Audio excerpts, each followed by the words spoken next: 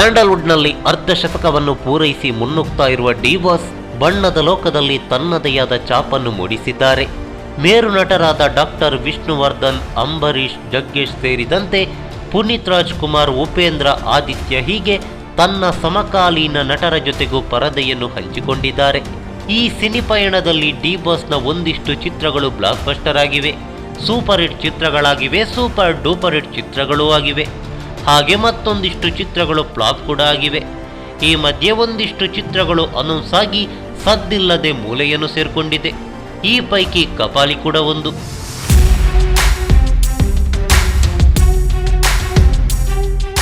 ಹೌದು, Kapali D boss ಅಭಿನಯಿಸಬೇಕೆಂದಿದ್ದ ಚಿತ್ರಗಳಲ್ಲಿ ಒಂದು. ಅನಿವಾರ್ಯ ಕಾರಣಗಳಿಂದ ಚಿತ್ರ ಮುಂದುವರಿಯಲೇ ಇಲ್ಲ.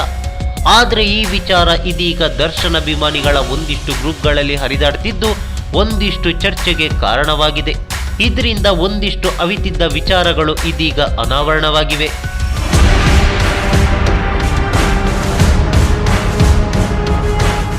S, Ramesh Yadav movies banner ಅಡಿಯಲ್ಲಿ ನಿರ್ಮಾಣ ಆಗಬೇಕಾಗಿದ್ದ ಕಪಾಲಿ ಅರ್ಧಕ್ಕೆ ನಿಂತು ಹೋದ ಸಿನಿಮಾ. ಈ ಚಿತ್ರಕ್ಕೆ ನಿರ್ದೇಶಕ ಯಾರು ಅಂತ ಕೇಳಿದ್ರೆ ಉತ್ತರವಿಲ್ಲ. ಆದರೆ ಚಿತ್ರಕಥೆಯನ್ನು ಉಪೇಂದ್ರ ಅವರು ರೆಡಿ ಮಾಡ್ತಿದ್ರಂತೆ. ಇನ್ನೇನು ಸಿನಿಮಾ ರೆಡಿಯಾಗುತ್ತೆ ಎನ್ನುವಷ್ಟರಲ್ಲಿ ಚಿತ್ರಕ್ಕೆ ಬ್ರೇಕ್ ಹಾಕಲಾಯಿತು ಎಂದು ಹೇಳಲಾಗ್ತಿದೆ.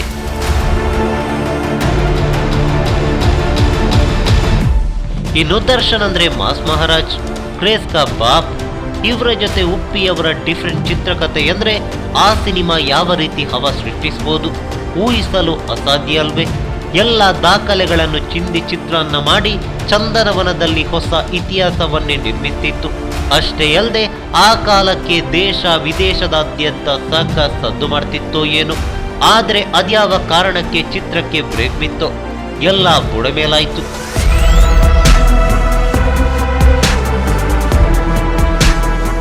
ಈ ಪೋಸ್ಟರ್ ಅನ್ನೊಮ್ಮೆ ಸರಿಯಾಗಿ ನೋಡಿ. ಕಪಾಲಿ ಪೋಸ್ಟರ್ಗೆ ಗಜ ಚಿತ್ರದ ದರ್ಶನ್ ಅವರ ಫೋಟೋವನ್ನು ಬಳಸಲಾಗಿದೆ.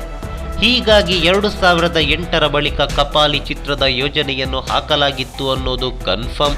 ಹಾಗೆ ಈ ಚಿತ್ರ ಸೆಟ್ಟೇರದ ಕಾರಣ ನಿರ್ಮಾಪಕ ರಮೇಶ್ ಯಾದವ್ ಡಿ ಬಾಸ್ ಜೊತೆ ಸೇರಿ ಮತ್ತೊಂದು ಸಿನಿಮಾವನ್ನು ಮಾಡಿದ್ರ ಅನ್ನೋ ಪ್ರಶ್ನೆಯೂ ಇಲ್ಲಿ ಉದ್ಭವ ಆಗುತ್ತೆ.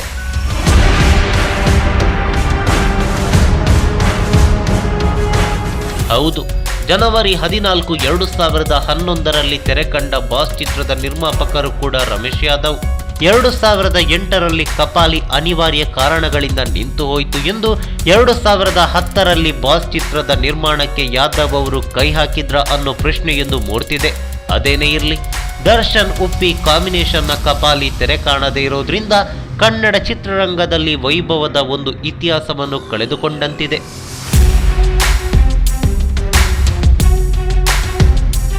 ಈ ಮಾಹಿತಿ ನಿಮಗೆ ಇಷ್ಟವಾಗಿದ್ರೆ ಲೈಕ್ ಮಾಡಿ, ಶೇರ್ ಮಾಡಿ, ಹಾಗೆ ನಿಮ್ಮ ಅನಿಸಿಕೆ ಅಭಿಪ್ರಾಯಗಳನ್ನು ಕಾಮೆಂಟ್ ಬಾಕ್ಸ್ನಲ್ಲಿ ಬರೆಯಿರಿ. ನೀವು ನಮ್ಮ ಕೋಸ್ಟಲ್ ಕನ್ನಡ ಯೂಟ್ಯೂಬ್ ಚಾನಲ್ಗೆ ಸಬ್ಸ್ಕ್ರೈಬ್ ಆಗಿಲ್ಲ ಅಂದರೆ ದಯವಿಟ್ಟು ತಕ್ಷಣವೇ ಸಬ್ಸ್ಕ್ರೈಬ್ ಬಟನ್ಗೆ ಕ್ಲಿಕ್ ಮಾಡಿ. ಹಾಗೆ ನಮ್ಮ ಪ್ರತಿ ಅಪ್ಡೇಟ್ಸ್ಗಳನ್ನು ಶೀಘ್ರದಲ್ಲೇ ತಿಳಿಯಲು ಪಕ್ಕದಲ್ಲಿರೋ ಬೆಲ್ ಐಕಾನ್ಗೆ ಕ್ಲಿಕ್ ಮಾಡಿ.